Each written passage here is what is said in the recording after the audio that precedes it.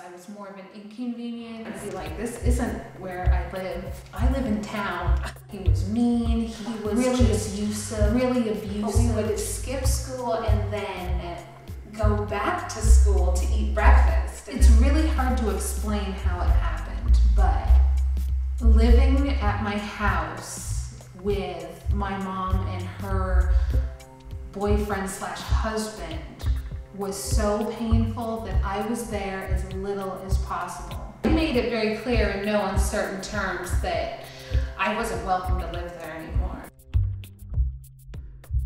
I was more of an inconvenience. It was more comfortable to be in town at 11:30 at night on a windy, rainy night than be at my house that's supposed to be my home.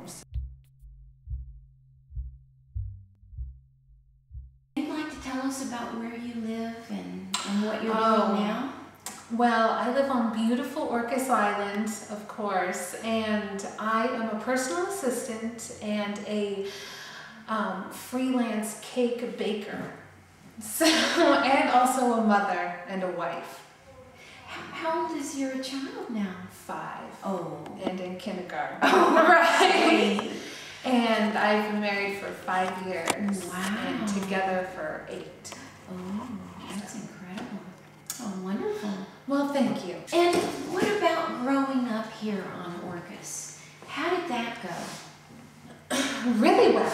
I moved over here with my mom from Bellingham, and I always say it all the time that I'm convinced that I'd be a different person that if I hadn't have moved here.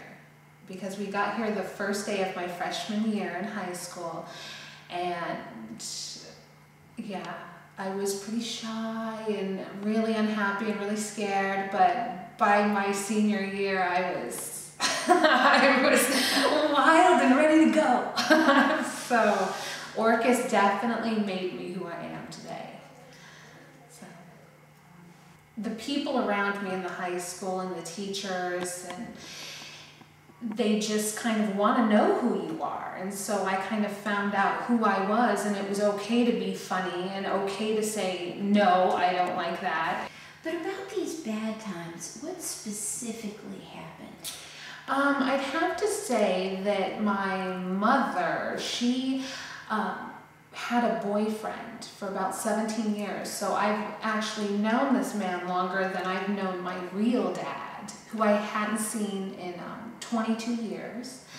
And oh, he was just a big bully. He was mean. He always made it very clear that he wanted to be with my mother, not with me. And so he was just really abusive, just always like pushing us around, and my brother and I. And yes, not a very nice man. And so then when they got married, then that's when it really became obvious that he didn't like me.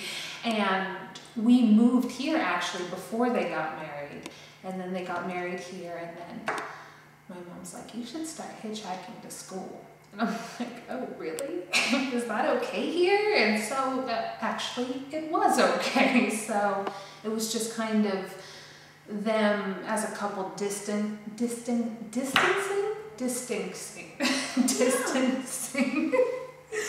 themselves from me. So yeah. So the mom was busy with the boyfriend. Well, that then became husband, yes. And that's when the whole, well, you've got to move out. I'm like, okay, I'd rather be homeless than live here in a house with you guys. And I was, you know, high school.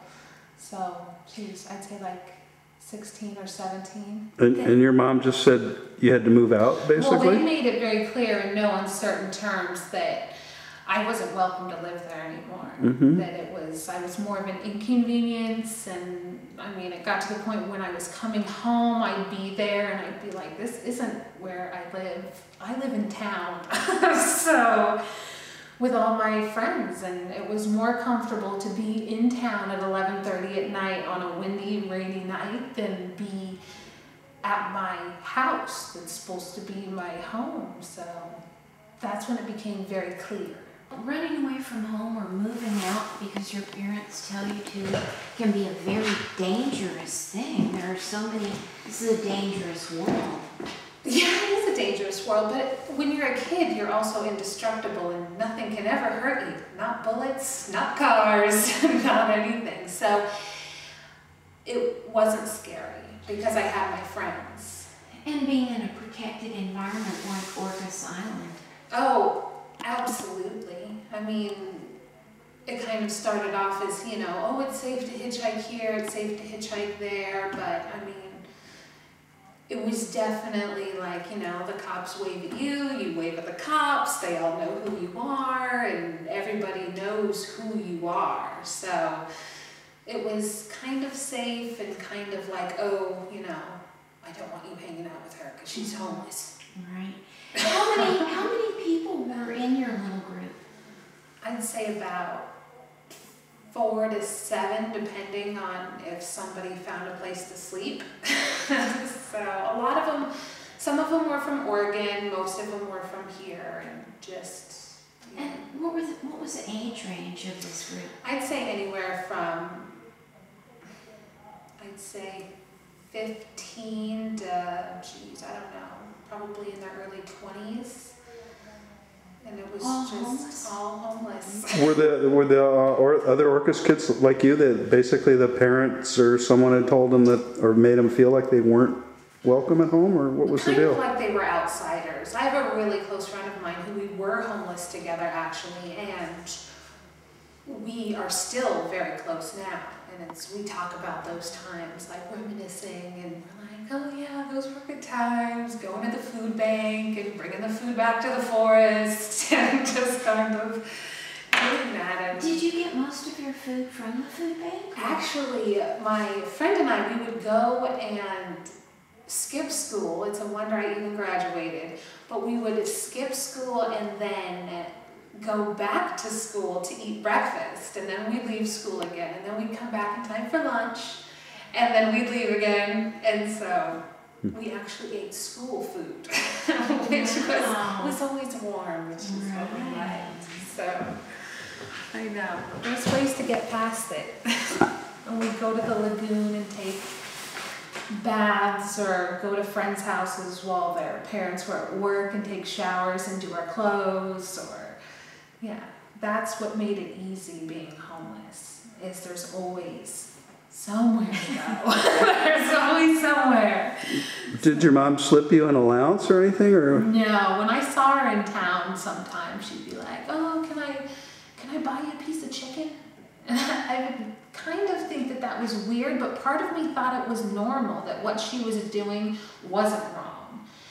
And through much therapy, you know, I figured out that, yeah, it was kind of fucked up. It's like, now I'm like, damn it. So. Well, where are most of these children now? Were they all as successful as you? And I wouldn't say that I'm successful. I just say that I like to say, no, you're not going to tell me that I can't do it. So, yes, my friend that I was telling you about with the lunch escapades at the school, she's gone on and has, you know, been with the love of her life for many years now, and has a child of her own, and is living in Seattle and is loving it, and is, you know, loving the new mom vibe. And the other people, I'm really not sure what happened to them. I see them occasionally, but not, you know, to the capacity of like, oh hey, remember that time we were all under the tarp and it was raining really hard and we were cold? It's like nothing like that.